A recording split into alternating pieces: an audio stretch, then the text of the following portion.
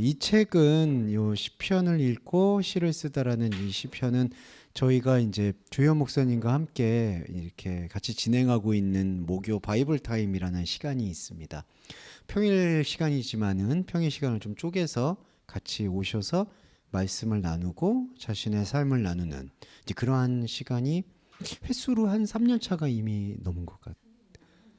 6년이네요. 제가 그만큼 시간을 번개같이 쓰고 있다. 뭐 이런 변명을 하고 싶은데요. 횟수로 네, 그렇습니다. 네, 네, 제 그런 이기적인 생각이 발로이네요. 네, 그래서 횟수로 한 6년 규정하겠습니다. 6년째 나누고 있는데 그 활동이 바이블 타임이 처음에는 성경을 많이 읽고 나누는 활동에서 텍스트 활동으로 많이 넘어왔고요. 그런 텍스트 활동에서 이제 결과물이 나온 부분이 오늘 요번에 책 시편이 나에게 다가왔다라는 제목입니다. 시편이라는 게 어떤 성경도 하나님의 말씀으로 쓰여져 있지만 시편이라는 것 자체는 더욱이 하나님과의 어떤 직접적인 대화와 소통을 이렇게 담보하고 있는 것 같아요. 그래서 이 주로 시편의 구약 성경 시편의 저자는 다윗으로 알려져 있지만 다윗의 마음과 같은 사람들. 다윗은 단순히 왕이 아니라 하나님 앞에서 가장 진솔하게 자기를 내어놓는 사람으로 많이 알려져 있기 때문에 우리 자신의 마음의 깊은 밑바닥을 드러내고 나를 돌아봐 줄 수 있는 신에 대해서 함께 숙고하고 생각해보고 대화해 볼 수 있는 그러한 시간의 장을 마련하는 게 시편이 아닌가라는 생각이 들어서 저희들도 시편을 읽고 시를 쓰는데 한 가지 규칙을 세웠던 것은 그 시편을 읽었을 때에 그 시편에 대한 어떤 큐티식의 자기의 해석을 적지 말고 이 시편에서 나오는 자유로운 이미지와 자유로운 그걸 마음의 상이라고 표현하는데 심상을 표현해 나가는데 할애해 보자라는 마음으로 이 시편을 한 번씩 읽고 그 의미를 깊이 나누는데 주력했습니다. 그래서 이제 보시면 뭐 이 책의 표지 나중에 저 책의 뒤에 있는데요. 근데 이 책값은 누구한테 내는 걸까요, 목사님? 네, 책값은 네, 죄송합니다. 네? 아니면 뭐꼭 그런 걸 말하는 건 아닙니다. 그러자 저자로서 저는 책값은 저희 아트교회의 발전을 위해서 쓰일 거라 믿어 의심치 않는데요. 네, 내용을 보시면은 시편 1편, 8편, 23편, 28편, 44편 이런 식으로 저희가 시편에서 가장 인상적인 시편의 구문들을 좀 뽑아봤고 나누어 봤습니다. 그래서 총 한 꽤 많은 편수들이 모여 있어요. 예, 셀 수 없이 많은 편들인데 그 중에 저는 주목하고 싶었던 건 요 시편 99편의 내용인데요. 시편의 99편의 내용은 사실은 요 시편 내용 자체도 되게 규칙이 없고 산만한 편입니다. 뭐 여호와께서 나를 돌봐주실 것이다라는 뭐 내용도 있지만 동시에 마음의 어떤 내적인 흔들림도 많이 담고 있고요. 또 동시에 여호와 하나님의 예배하는 사람으로서의 자긍심도 갑자기 튀어나와 있고 그러니까 상당히 어떻게 보면은 나쁜 의미로 말하면 산만하다고도 할 수 있는 게 시편 99편의 내용인데 저는 여기서 상투적인 표현이지만 오히려 가장 깊은 은혜를 느낄 수 있는 것 같아요. 시인의 마음처럼 우리의 마음이 되게 때로는 기쁘고 때로는 슬프고 때로는 공포스럽고 때로는 불안하고 그런 여러 가지 어떤 감정이나 심상 체계가 이렇게 하이라이크 그러니까 높낮이가 되게 높아지는 그런 상황들을 조금 더 진솔하게 담은 것이 구약 성경 시편 99편이라고 생각을 했고 다시 한번 제가 살펴보니까 이 시편 99편의 내용이 우리 모든 각자가 쓴 시편들에서 상당히 다양한 스펙트럼을 갖고 전개된다는 걸 볼 수가 있었습니다. 그래서 이제 시간을 마련해 볼 텐데 제가 요거를 낭독하는 것보다는 오늘 이 시편 99편 정도는 낭독을 이 전문 시인이신 우리 박유진 시인님께서 나와서 낭독을 해주시고 우리가 감상하는 시간을 갖는 게 좋을 것 같습니다. 박수로 맞이해 주시면 좋겠습니다.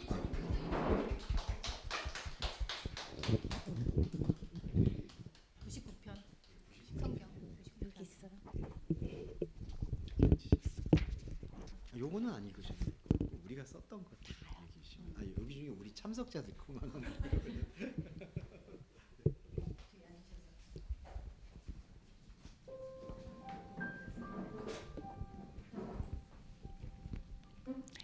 나의 시편 99 남하연.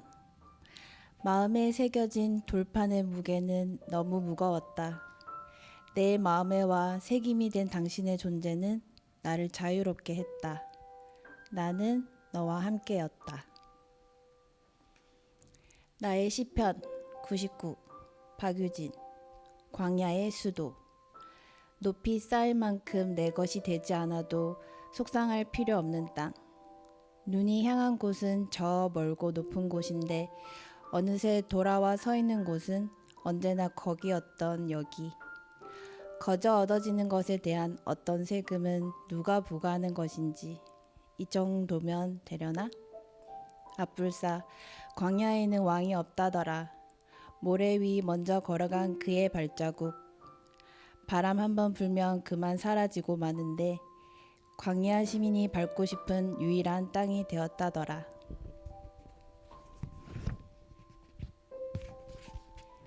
나의 시편 99 이진해. 믿음의 언어와 착함이라는 포장지로 덮여진 사람들에게서 내쫓기고 버림받아 보니 비로소 한 걸음 내딛게 된다. 나도 그런 사람이었다. 그것이 결국 나를 찌르는 칼이 되었다. 약함과 죄를 감추고 포장하는 일이 잘 될수록 하나님의 사랑이 흘러들어올 수 없다. 끝없이 빛만 추구하던 삶. 그러나 오히려 어둠 속에서 발견되는 하나님. 우리에게 필요한 건 강함이 아니라 상처 입기 쉬운 나약함이다. 그분은 나를 부끄러워하지 않으신다. 세상에 가장 좋은 부모보다 더 좋은 분이다.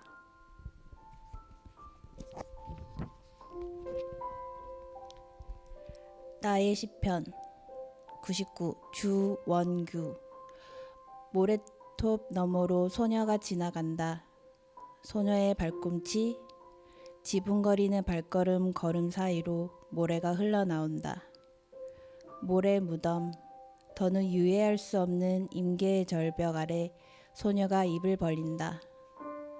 벌린 입으로 소녀가 들어오고 소녀가 다시 최대한의 평정심을 이용해 입을 맞춘다. 소녀가 입을 맞춘 그 자리가 무덤이라면 지금껏 그 무덤 위에 춤을 춘 구름은 지독하고 아득하기만 하다. 먼 길, 거룩한 길, 소녀가 모래가 되어 바스러질지언정 길을 걷기를 멈추지 않는다. 어지러운 춤은 그치지 않고 황홀한 슬픔의 넋이 제한 없이 흘러나온다. 강구하고 강구해서 그 자리에서 춤을 추어 죽어라. 먼 길은 희망이 되고 거룩은 절망이 되어 속절없이 뒤섞이리라. 이것은 소녀가 소년의 손을 잡아줄 때의 시편이다.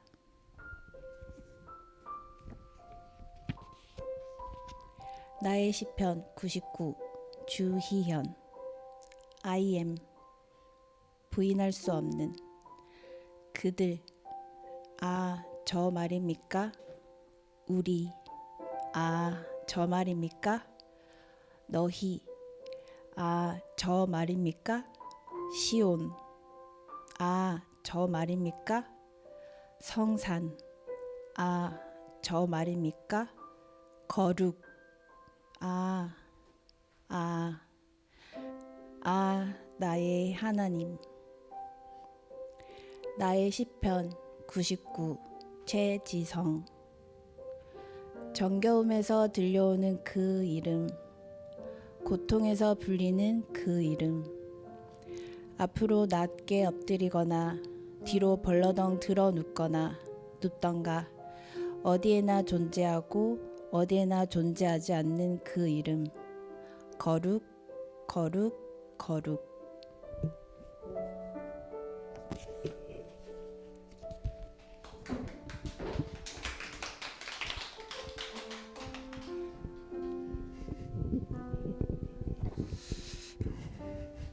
네, 역시 전문 시인님께서 읽어주시니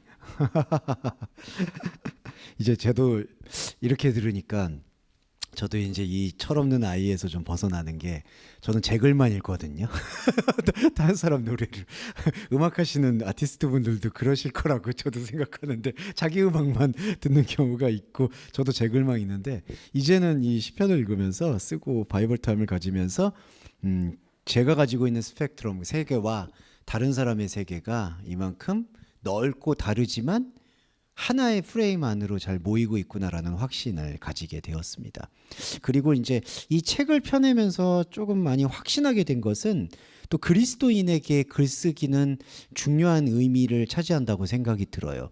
성경 자체도 우리 개신교, 기독교도 말씀의 종교라는 얘기는 말씀이라는 것 자체가 이 글을 쓰는 거에서 비롯이 됐고 저희가 이렇게 하나님의 말씀에 대해서 전해 들을 수 있는 것도 그 성경의 기록자들이 글을 썼기 때문이라고 생각을 합니다. 그래서 그리스도인, 특히 우리 아태교회의 여러분들과 함께할 때 우리가 그리스도를 생각하고 그리스도와 함께하고 있는 그 스펙트럼 안에서 자기 자신의 언어와 자기 자신의 문화와 자기 자신의 예술적인 감흥으로 그거를 표현해내는 활동은 꼭 필요하지 않을까라는 생각이 더 들었고요. 그런 의미에서 앞으로 이 두 번째 책이 나오게 되고 세 번째 책이 나오게 될 때에는 여기에 이제 지금 아직 호명되지 않으셨던 기록하지 않으셨던 이름들이 다 같이 들어왔으면 하는 마음이 더 간절하게 들었습니다. 그래서 이 시편을 이렇게 읽고 쓰게 하는 어떤 그 새로운 예배의 형태를 마련해 주신 주 목사님께도 감사드리고 앞으로도 그런 활동이 계속 멈추지 않고 지속되었으면 좋겠다라는 마음에서 이 책에 대한 기쁨을 같이 나누고 싶네요. 우리 인선님은 그때 직장을 열심히 다니고 있었어가지고 여기 참여하지 못했어요. 그래서 그 욥기부터는 지금 같이 참여해서 또 하고 있는데 두 번째 책 한번 보도록 하죠. 네, 일단 표지부터가 굉장히 화려합니다. 그래서 우리 이삭 그 디자이너의 그 아티스틱한 그 느낌이 확 드는 그런 책인데요. 그래서 우리가 무슨 신년 선물 포장 같다고도 하고 중국에서 막 건너온 어떤 것 같기도 하다 뭐 이런 얘기를 하긴 했는데 내가 되는 연습이라는 시가 타이틀 시입니다. 네, 시인이 쓰셨으니까 이 시는 우리 시인님께서 그 내가 되는 연습을 읽어주시면 제가 백뮤직을 하도록 하죠. 내가 되는 연습. 나는 두려움의 품에서 허덕이는 마른 질주와도 같아요. 밤새 아침이 오기를 기다리는 커튼이 쳐진 반지와도 같아요. 왜곡을 견뎌내는 긴 역사의 즉각적인 외설과도 같아요. 나는 선천적 낭만처럼 시간에 따라 무르익기도 곪기도 하지요. 후천적으로 존재하는 모든 은유로 나를 빗대어 볼 수 있을 테지만 보이는 것이 사라지면 무엇으로 날 연습할까요? 더위를 유발하는 것은 추위고 용기를 유발하는 것은 설욕이 아니던가요? 생각하지 않고 아는 것, 빗대어 보지 않고 마주한 것, 사랑과 매우 흡사하다 하지요. 내가 나를 여전히 모르겠군요. 빛을 통과한 어둠은 자신의 어둠을 묻지 않아요. 이름이 사라진 곳에 온전한 존재가 남듯이 부름을 받지 못한 비유들이 사방에 수두룩해요. 그 비유들이 지명하지 못하는 마음의 소원은 나의 여전한 무지로 당신을 사랑하는 것일 테이죠. 알 것과 모를 것 그 사이에서 당신이 아프도록 나를 연습하고 있군요. 네.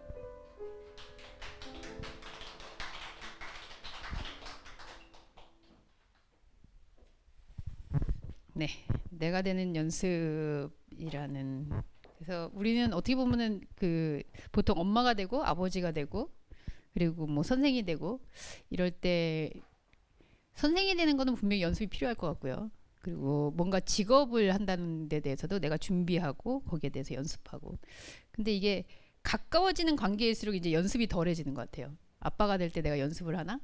또 아니면 엄마가 될 때 연습을 하나? 형제가 될 때 연습을 하나? 그리고 결국은 내가 될 때 가장 연습해야 할 필요성을 느끼지 못하는 그래서 이 연습이라는 것이 어떻게 보면 관계의 거리가 멀수록 연습을 잘하지 않나 이런 생각이 저는 그냥 그 타이틀을 보면서 느껴졌는데요. 이 시를 읽은 독자로서 또 이게 책으로 나오기 전에 이렇게 날것으로 또 읽어보셨잖아요. 그래서 사실 처음에 이거 하시면서 작가님이 왜 저한테 이걸 부탁했는지 모르겠어요. 뭐 이렇게 얘기를 했는데 글쎄요. 아마 내가 되는 연습을 제일 안 하는 사람 같아서 하신 걸까요? 아니면 제일 많이 하는 것 같아서 하셨을까요?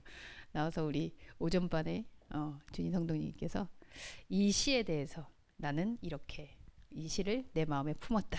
말씀 한번 나눠주시면 좋겠습니다. 저한테 추천사를 부탁을 하시더라고요. 그래서 이제 아니 추천사? 나는 뭐 책도 잘 안 읽고 시집은 더더군다나 안 읽는데 무슨 추천사일까 이러면서 한 0.1초 생각했던 것 같아요. 그렇게 그러다가 그냥 낼름 넙죽 이제 하겠다고 이게 그렇게 된 거예요. 그러니까 뭔가 제 의지는 아닌 것 같고 그냥 그 순간에 이거 한번 근데 이제 그 작가의 책을 제가 사전에 읽은 적이 있었어요. 그 매일의 유언이라는 시집을 읽은 적이 있었거든요. 매일의 유언을 읽을 때 비가 엄청나게 쏟아졌죠. 그래갖고 이제 스벅에서 그걸 읽는데 막 가슴이 두근거리는 거예요.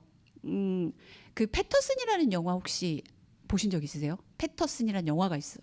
거기 보면은 이제 시가 나오는데 성냥갑에서 성냥을 꺼내가지고 불을 붙이는 거예요. 그러면은 그 성냥의 머리에 불이 확 타는 그런 이미지가 나오거든요. 시어로도 그렇게 표현이 되는데 약간 그런 느낌이었어요. 그때. 근데 시집이 나왔다고 그래가지고 되게 관심이 가더라고요. 그리고 뭔가 내가 생각하고 있는 여러 가지 것들을 시라는 그 시어를 가지고 좀 표현을 해주시지 않았을까. 왜냐하면 나는 표현할 능력이 없으니까. 근데 이제 누군가가 그런 거를 표현을 해줄 때 우리는 약간 카타르시스 같은 걸 느끼잖아요. 그러니까 이제 제 나이쯤 되면은 어떤 남자의 뭐 연애 막 이런 게 아니라 뭔가 내 안에 있는 어떤 표현들을 이렇게 끄집어내줄 수 있는 그런 그 역할을 해주는 뭐 그게 책이 될 수도 있고 시가 될 수도 사람이 될 수도 우리가 대화 속에서 어떠한 그런 모먼트가 될 수도 있는데 제가 아마 김인선 작가님한테 그런 걸 좀 많이 느꼈던 것 같아요. 그 막 비가 억수가 쏟아질 때 매일의 유언을 읽으면서 이 사람 뭔가를 알고 있다. 그런 생각 했던 것 같아요. 근데 이제 이 시집이 나왔는데 내가 되는 연습이라고 딱 나왔는데 벌써 이 내가 되는 연습이라는 제목 자체도 심상치가 않고 내가 우리가 아는 나를 얘기하는 걸까? 벌써 이렇게 의문이 되게 뭉게뭉게 이렇게 피어나는 거죠. 그래서 이제 그때 제가 되게 개인적으로 힘들 때였어요. 이 시집을 받았을 때가. 그리고 이제 우리는 다 감각을 입고 있는 오감체들이기 때문에 현상에 압도될 수밖에 없다고요. 80% 90%는 그냥 밥 먹고 살고 그다음에 누가 나한테 뭐라고 하면 기분 나쁘고 감각적으로 반응하고 또 받아들이면서 약간 사는 그런 모습들이 있어요. 그러다 보면은 뭔가 이 안에 있는 결핍들 그 결핍의 정체를 몰라요. 뭔가 구멍이 났어. 뭔가 이렇게 새는 틈이 있는데 그거에 대한 정체를 사실은 잘 모르는 거죠. 근데 모든 사람들은 그거를 그 알 수 없는 미스테리한 그 공간을 채우기 위해서 한다고 보거든요. 모든 행동의 어떤 동기나 살아가는 어떤 이 그 모터가 저는 거기에 있다고 생각을 해요. 근데 중요한 거는 그 새는 지점이 뭐냐. 이 부분을 사실은 잘 모른다는 거죠. 그러니까 그걸 표현할 수 있는 능력도 없고 감지할 수 있는 감지 능력도 없는데 그때 제가 너무 힘들 때였는데 현상이 너무 압도적이니까 숨을 못 쉬겠더라고요. 괴로워서. 근데 이 시집이 저한테 딱 온 거예요. 근데 보통 이제 뭐 교회에서는 막 목사님 붙잡고 막 상담도 하고 막 그러잖아요. 괴로운 일 있으면 목사님 저 이런 게 괴로워요. 얘기 좀 들어주세요. 근데 우리 목사님은 그게 안 돼. 목사님 너무 바쁘시고 그다음에 목사님이 가리키는 어떠한 그 주 설교도 그런 게 아니에요. 그냥 알아서 해결해. 약간 이런 식이거든요. 그리고 이제 거칠게 표현을 했지만 그건 그거고 이건 이거지. 근데 그런 어떤 다름과 그 다른 것들 그걸 이제 거룩이라도 표현할 수 있는데 분리해냈을 때 분리해내는 작업이 굉장히 괴롭지만 그걸 분리를 해 나가면서 뭔가 설 수 있는 방향으로 나아간다고 생각하거든요.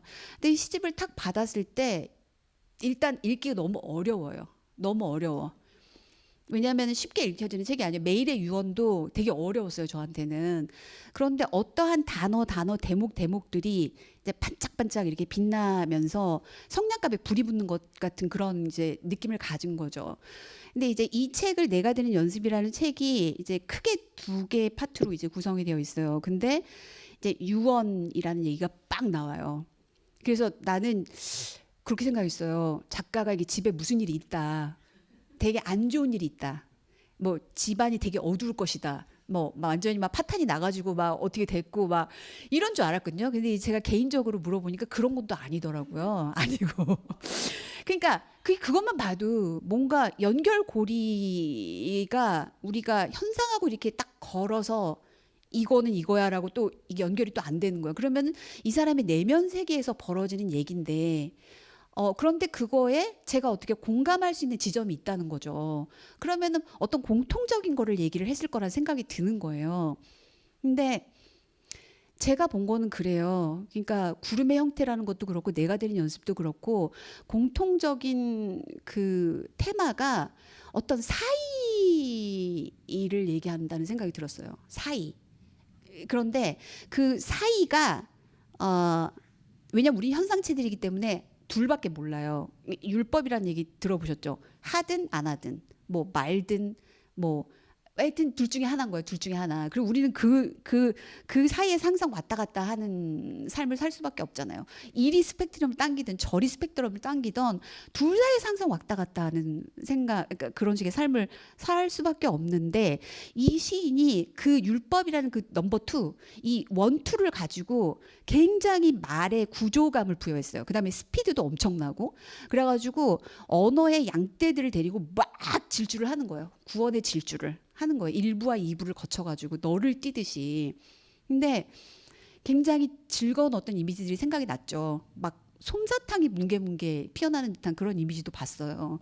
왜냐하면 뭘 넣고 계속 언어의 물레를 돌리는데 그 언어들은 딱 두 개로 구성이 되어 있는 거예요. 외롭거나 외롭지 않거나 아니면 가거나 아니면 멈춰 있거나 아니면 뭐 앞이거나 뒤거나 약간 이런 식의 대칭성을 가지고 있어요. 그러면서 균형성이 맞고 딱 두 개를 가지고 이렇게 저울추처럼 왔다 갔다 거리는데 그 진자를 계속 돌리잖아요. 그 솜사탕 기계처럼 돌리면 거기서 뭔가가 그 간격이 발생을 하는 거예요. 거기서. 그러면서 이 사람이 뭐라고 얘기를 하냐면 끝에 가면은 막 서사를 달리다가 모든 것 안에 하나가 있다는 거예요. 그 얘기를 했어요. 모든 것 안에 하나가 있고 그 다음에 그 하나 안에 모든 것이 있다. 이런 얘기를 하거든요. 그게 주제의식 같은 건데 그게 우리가 그 율법의 삶을 고통스럽게 자기 나름의 버전으로 질주하지 않으면 긴장이 발생할 수가 없고 그 긴장이 발생하지 않으면 그냥 그 율법이 딱 붙은 상태로 그냥 살아갈 수밖에 없거든요. 그 안에 금이 있다는 걸 몰라요. 그 경계가 있다는 걸 몰라요. 저는 예전에는 그 경계가 없는 줄 알았어요. 그래 둘밖에 없는 줄 알았어요. 딱 둘밖에.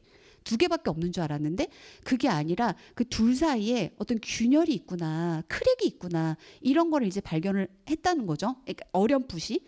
근데 시인이 얘기를 하는 거를 보면은 그러한 간극을 마구 돌리고 벌려서 결국에는 그 안에 있는 우리 안에 갖고 있었던 어떤 원형적인 시공간을 바라보게 하는 효과가 있었어요.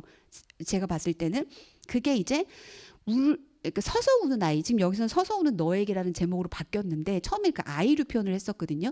그러니까 우리가 둘밖에 모르고 그냥 현상적으로만 그걸 봤을 때는 그 아이한테 그 아이를 제사로 모시면서 너는 나한테 이런 관역이 돼줘야지. 여기 이런 표현도 나와요. 관역이 되어달라. 내가 그걸 노려보면서 관역을 향해서 막 뭘 던지는 거예요. 그러면은 나의 욕망이 그 관역에 표현이 되어 있잖아요. 근데 그 관역이 되어달라고 빌었던 거예요. 그 관역판한테, 그 아이한테. 이제 둘밖에 몰랐을 때, 사이와 긴장과 그걸 몰랐을 때는, 근데 그 아이가 밑에서 보는 거야. 갑자기 작가가 훅 내려가더니. 그러니까 이렇게 둘밖에 모르고 그냥 정면으로만 보고 요렇게만 보던 게 말하자면 공감각이 생기는 거죠. 밑으로 떨어지기도 하고 위에서 보기도 하고. 이제 주희연 목사님 그걸 잘하시는 분이죠. 위에서 보는 걸 굉장히 잘하시는 분이죠. 근데 이분은 갑자기 훅 데리고 내려가서 밑에서 보니까 세상에 걔가 울고 있는 거예요. 아무도 그거를 보지 못했어. 그냥 관역이 되어달라고 외치고만 있는데 밑에서 보니까 눈물을 뚝뚝 떨어뜨리면서 울고 있는 거예요. 근데 그 눈물을 보기 위해서 이 사람 내려갔을 거 아니에요. 근데 그 눈물 때문에 본인이 일어섰다라는 이제 역설로 이게 표현이 되는 거죠. 그래서 복음이라는 얘기를 막 굳이 이 자리에서 하고 싶진 않지만 항상 이렇게 반전이 있는 것 같아요. 반전이 있고 그다음에 전복이 있고 그다음에 항상 뒤통수를 후려 갈기는 것 같은 그런 이제 당황스러움이 좀 있죠. 근데 그런 지점들을 내면적으로 시인이 굉장히 많이 통과를 했구나. 그리고 거기서 나온 날 것들을 이렇게 쫙 이렇게 펼쳐놨구나. 그리고 이제 그 내가 되는 연습이 나오기 전에, 그러니까 그 2부의 주제에서 제가 굉장히 그 먹먹하게 봤던 대목은 그 욥의 고백이 나와요. 욥의 고백이 나오는데 거기서 욥이 막 울부짖는 거예요. 내가 되고 싶다고, 나는 나를 찾고 싶다, 이런 얘기를 해요. 왜냐하면 욥이 엄청나게 잘 살고 막 자식도 많고 엄청 부자였는데 나중에 다 잃고 완전 패가 망신하잖아요. 그리고 온몸에 막 종기가 나서 막 기와장으로 긁을 정도로 그렇게 막 형편없이 망가지거든요. 그러면서 울부짖는 거야. 나는 내가 되고 싶다. 근데 그걸 보는데 이상하게 김민선 작가의 그 글을 보면은 슬퍼요. 그게 뭔가 되게 슬퍼요. 그 왜 그러냐면 그동안에 그 둘밖에, 율법밖에 모르고 계속해서 그 율법의 물레바퀴 안에서만 살았던 거예요. 그러니까 예수의 표현으로 의하면은 힘겨운 짐을 지고 살았던 거죠. 그렇게 계속해서 살아왔던 모습이 약간 보이기도 하고 욥 자체도 그런 상태에 있는 거고요. 그러면서 자지러지면서 나오는 그 절규, 나는 나를 찾고 싶다, 이런 얘기인데 우리가 여기에 동의를 하는 지점은 뭐냐면은 우리 안에 원래 있는 그 지점이 있다는 거예요. 원래 우리가 갖고 있었던, 저는 이제 그걸 영이라고 표현을 하는데, 그러니까 이 현상 세계는 2예요, 2. 그다음에 나라는 개별자가 있어요, 1이야, 1. 그런데 우리 안에 영이 있는 거야. 근데 그 영이 존재거든요, 사실은. 근데 너무 투명해서 사실은 보이지 않죠. 보이지 않는 지점인데 내 안에 있는 거예요. 근데 다만 너무 강한 이들에게 둘러싸여 있기 때문에, 숫자 2한테 둘러싸여 있기 때문에 그 영이 보이지 않는 지점인 거죠. 그러면서 그 영이라는 지점이 이제 그 욥의 고백에서 확 다가오는 거죠. 그때 일이 저는 무너졌다고 생각해요. 일이라는 그 욥이라는 그 개별자가 무너지면서 그때 드러난 게 사실 영의 지점이다라고 보거든요.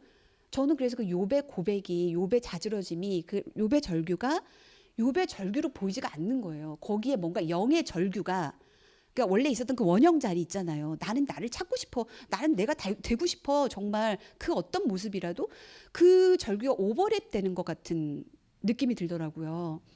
그러면서 굉장히 그러니까 슬프다기보다도 그런 느낌 가져본 적이 없어요. 막 너무너무 답답해가지고 운 거야. 막 눈이 터지도록, 진물이 나도록 엉엉 울었어. 근데 울고 나면은 뭔가 마음이 이렇게 비가 팍 내리고 난 다음에 개운해지고 햇살이 이렇게 나는 것처럼 그런 어떤 그 갯날씨 같이 반짝거리는 그런 느낌 받을 때가 있잖아요. 시원하기도 하고. 근데 그런 것 같아요. 그러니까 복음을 지향하기까지, 복음을 만나기까지의 여정이 저는 김인선 시인 작가의 이 작품에 굉장히 절절히 녹아 있다고 생각을 하거든요. 그리고 그거는 시인의 의도하고 사실 상관없을 수 있어요. 왜냐하면 이 복음을 모른다 하더라도 저는 DNA적으로 우리가 다 갖고 있다고 생각하거든요. 다만 그 영의 자리가 뭔지를 모르고 어떻게 접근해야 될지를 모르고 그냥 현상을 살아가기 때문에, 근데 다 동일하게 어떤 절규를 하고 있다고 생각을 해요. 자기 나름의 버전으로. 그래서 이 김인선 작가의 시가 이렇게 어떤 시들의 병렬 구조고 막 이렇게 나열이 되기 때문에 어렵긴 해도 자기 어떤 부분을 캐치해서 자기만의 것으로 대입해서 읽는다고 하면 그 사람한테 굉장한 지지를 낼 수 있다. 저는 그렇게 생각해요. 이 시인이 그런 얘기를 하거든요. 행함이냐 불행함이냐, 그게 과연 사랑이냐, 이런 질문을 해요.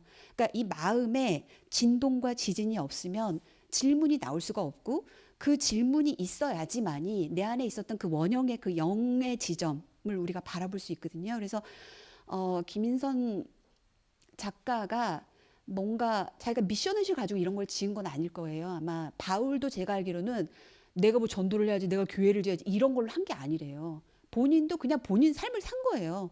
그냥 그렇게 살았을 뿐인데 결과적으로 이렇게 이제 남아서 문자로서 이제 우리 안으로 이제 들어오고 있는 그런 거라고 봤을 때 어떤 의미에서 이제 김인선 작가는 어떤 사람한테는 그런 의미, 구원의 서사로서의 의미가 분명히 있을 거라고 생각을 하고, 그게 꼭 아니더라도 이 시를 읽고 이게 무슨 뜻이지? 왜 작가는 이런 식으로 생각하고 이런 표현을 했을까?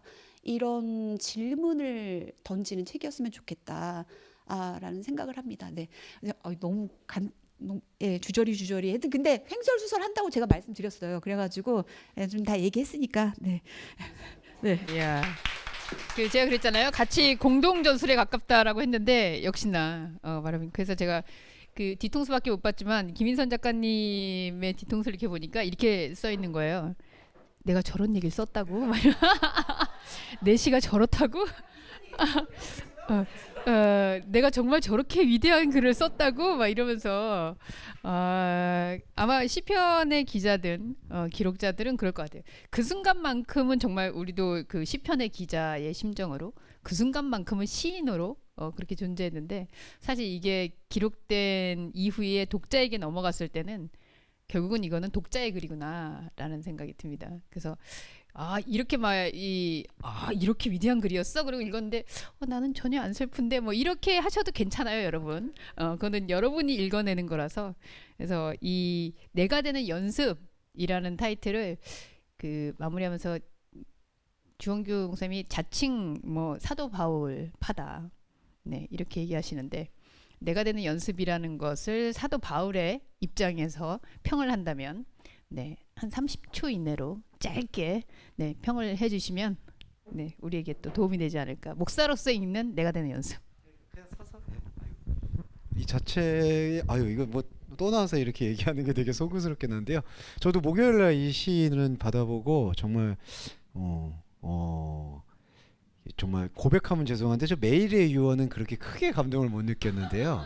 이게 무슨 소리일까 그랬는데 이 시집에서 두 편의 시 구름의 형태와 내가 되는 연습은 저한테도 되게 큰 울림을 줬었던 것 같아서 좋다라는 생각이 들었는데 뭐 바울적으로 고백을 하라고 하신다면은 이 내가 되는 연습은 내가 날마다 죽는다라는 연습하고 조금은 같이 맞닿아 있진 않는가. 그 죽음이라는 것이 사실 집착이라는 거하고 붙잡혀 있고 집착이라는 것으로부터의 죽음으로부터 우리가 탈주한다면 새로운 나를 발견할 수 있지 않을까. 그래서 저는 첫 번째 시애가 제일 마음에 들어요. 나는 두려움의 품에서 허덕이는 마른 질주와도 같다. 건조하고 그리고 황막하지만 계속해서 달려가는 한 자아를 보는 것 같아서 응원하고도 그리고 제 자신에게도 좋은 의미에서 글쓰기에 재료가 된 것 같아서 기쁩니다. 네, 감사합니다. 원래 김인선 작가님의 말을 들어볼까 했는데 사실은 작가가 말을 하면 선입견이 굉장히 강해진다라는 생각이 좀 들어요. 그래서 이미 이 읽어본 이들의 이야기. 근데 제가 준희 성도님 그 이야기를 들으면서 역시 오전반 성도구나 이런 생각이 들었어요. 거의 뭐 여자 주목사 그 주원규가 얘기하는 것 같은 이 용어와 그래서 옛날에 그 순복음교회나 아니면은 다른 교회에서 이렇게 성도들이 기도를 하면 거의 목사님하고 똑같이 하더라고요. 근데 보니까 거의 용어가 비슷하고 말하는 투가 비슷해서 역시 어쩔 수 없이 닮아가는구나라는 생각이 듭니다. 그래서 여러분들이 백문이 불여일견 내가 되는 연습을 읽어보시면 좋겠고요. 그 안에 그리고 우리가 알지 못했던 이렇게 글이 표현되는 순간 내가 알던 김인선인가? 와 더불어 그 안에 있는 다른 세계들을 이제 보게 되거든요. 저는 그런 생각해요. 기독교는 기록의 종교고요. 그리고 오늘 여러분들이 오늘 여기에서 있었던 일을 밤에 가서 일기를 쓰신다면 사실 일기를 쓰는 순간 우리는 더 이상 같이 있지 않잖아요. 그리고 일기를 쓰는 순간 내가 먹었던 떡은 지금 안 먹고 있는데도 불구하고 그 기록이란을 통해서 그 사건은 계속 지속되고 우리의 만남은 계속 연결되고 있다는 거죠. 그래서 하나님을 우리가 어떻게 인식할 수 있을까? 이 기록이 아니었다면 그런데 이 기록이라는 걸 통해서 우리는 본 적도 없고 그리고 어떻게 생겼는지도 모르고 그랬을 하나님을 사실 이 현상의 세계에서 계속 질문하고 유추하고 있는 그런 행위가 신앙의 생활이 아닌가라는 생각이 들어요. 그래서 있다 없다 그런 문제가 아니라 사실은 기록이라는 것은 내가 있었음을 계속 확인하는데 사실 기록하고 있는 상태라는 건 또 내가 바로 여기에만 있지 않다라는 걸 또 고백하는 행위이기도 한 것 같습니다. 그래서 어려운 것 같지만 이 시편이나 또 시인이나 하나님을 찾지 않는 나의 모습을 기록하고 또 하나님을 찾고 싶은 나를 또 표현하고 그리고 하나님을 찾아야만 하는 나를 기록하는 행위가 아닌가라는 생각이 듭니다. 그래서 여러분들한테 꼭 기록해서 책을 써야 된다. 뭐 그건 아니지만 또 그렇기도 해요. 그래서 아까 주 목사님 얘기하셨는데 사실 오늘 시간이 좀 되면 지금 시를 한 편씩 씁시다. 제가 이렇게 해보려고 했는데 여러분들이 이미 충분히 그런 부분에 공감했을 것 같고요. 이런 활동들을 살아있는 동안에 또 신앙의 이름으로 같이 모여 있을 때 같이 할 수 있다는 게 참 선물이다라는 생각이 듭니다. 제가 처음 왔을 때는 김인선 근데 뭐 인선 작가님은 이미 노랫말을 쓰고 있었기 때문에 시인이긴 했어요. 그렇지만 그것을 또 이렇게 책이라는 공간에서 풀어내니까 또 다른 의미의 기록이 되는구나. 뭐 그렇게 되면 우리 뭐 박유진 시인님의 역할이 크죠. 네, 우리의 마중물이 돼서 유진이가 시를 쓰면 나도 쓸 수 있겠는데 뭐 이런. 그래서 또 노랫말을 쓰고 있는 우리 가람님의 시도 기대되고요. 또 서울의 상경에서 이제 1년 차를 살고 있는 네, 우리 영현이나 또 일본에서 또 여기 한국 땅에 와서 사는 마미 속에는 어떤 세계가 또 들어있을까? 네, 잠깐이지만 일주일 동안 미국 갔다 온 혜민이에겐 또 어떤 세계가 있을까? 그리고 인생을 70년 넘게 살아오신 또 우리 지사님들에게는 어떤 삶의 이야기들이 내재돼 있을까? 우리가 보이지 않지만 기록하는 순간 같이 볼 수 있죠. 지성이가 있네요 또. 네, 죄송해요. 역시 우리 지성 시인님 여기 제가 이렇게 눈에 보이는 것만 알아요. 눈에 보이지 않지만 지성이가 저기 있다는 사실을 네, 우리는 이 영상을 통해서 지금 알고 있습니다. 영상을 통해서. 그래서 기록은 다만 글뿐만이 아니라 음악이 됐던 또 미술이 되었던 영상이 되었던 어떤 것이 되었던 우리 존재가 여기 없구나. 그리고 우리는 있구나. 하는 것을 계속 반복하는 그 사이에 머무르고 있는 상태라는 것을 기억하고 그런 상태의 말씀이 우리에게 계속 울림이 되는 그런 시간들이 되었으면 좋겠습니다.